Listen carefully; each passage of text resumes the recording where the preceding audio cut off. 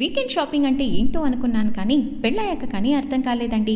వారానికి కావాల్సిన కూరలు, సరుకులు, పిల్లల స్కూల్కి కావాల్సిన సప్లైస్ ఇవన్నీ తీసుకోవడానికే వీకెండ్ షాపింగ్ అంటారు అని.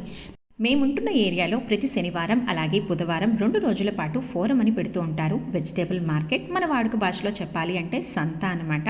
ఒకవైపు అంతా ఇలా బట్టలు, చెప్పులు, యాక్సెసరీస్, ఇంట్లో కావాల్సిన చిన్న చిన్న డెకోర్ ఐటమ్స్ ఉంటాయి. ఇంకోవైపు ఏమో ఇదిగో ఇలా వెజిటేబుల్స్, ఫ్రూట్స్ దొరుకుతాయి.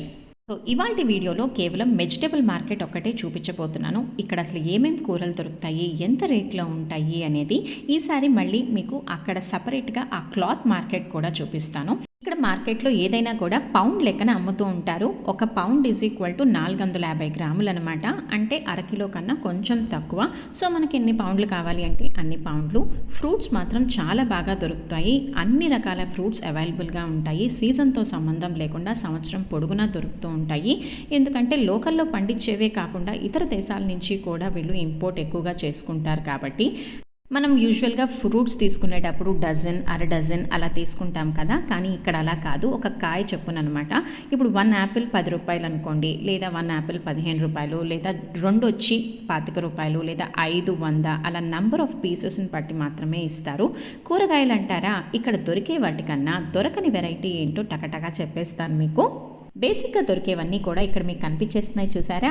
క్యారెట్, పొటాటో, వంకాయ, కాకరకాయ, సొరకాయ, బీన్స్, టమాటా ఇలాంటివన్నీ బాగానే దొరుకుతాయి. కానీ దోసకాయ, దొండకాయ, చిక్కుడుకాయ ఇలాంటివి మాత్రం అస్సలు దొరకవు. అండ్ మెయిన్ సమస్య వచ్చి ఆకుకూరలతో. ఇక్కడ ఆకుకూరలు అంటారా, ఎప్పుడు ఆ తోటకూరే ఉంటుంది, అది కూడా ముదిరిపోయిందే దొరుకుతుంది. ఇంకొకటి పాలకూర ఉంటుంది, అది కూడా ఇండియన్ స్టైల్ది కాదు, ఎపినాడని అమ్ముతారు. ఇక్కడ గుమ్మడికాయని చాలా బాగా తింటారండోయ్. 7 కారీ అని స్థాళీ పెడుతుంటారు కదా, దాంట్లో గుమ్మడికాయ కూర చాలా కంపల్సరీ. నేను కూడా ట్రై చేశాను, చాలా బాగుంటుంది. ఇంకా వీటి రేట్లు అంటారా, 10 ఏళ్ల నుంచి చూస్తున్నానబ్బా. ఎన్ని తుఫాన్లు వచ్చినాయి, ఎంత పెద్ద వర్షాలు వచ్చినా ఈ రెండిటి రేట్లు మాత్రం అలాగే ఉన్నాయి. ఒకటి బంగాళదుంప, ఇంకొకటి ఉల్లిపాయ. 20 నుంచి 25కి వెళ్ళిందే తప్ప అంతకన్నా పెరగదు. మిగతా కూరలు ఏవైనా కూడా కొన్ని సీజన్స్లో అయితే 1 పౌండ్ వచ్చి 40 నుంచి 60 దాకా ఉంటాయి. బెండకాయలు మాత్రం ఎప్పుడూ కాస్ట్లీయే. మా ఫ్రెండ్స్ ఇదే చెప్తూ ఉంటారు, బెండకాయ తినే కన్నా నాన్ వెజ్లో చికెనో మటనో కొనుక్కోవచ్చు, అదే తక్కువగా వస్తుందని. సో బెండకాయలు చాలా కాస్ట్లీ. అండ్ టమాటా ఇప్పుడు వింటర్ సీజన్ కాబట్టి 60, 70, 80 అలా వస్తుంది. కానీ ఒక్కొక్కసారి అయితే 400 దాకా కూడా వెళ్ళింది టమాటా.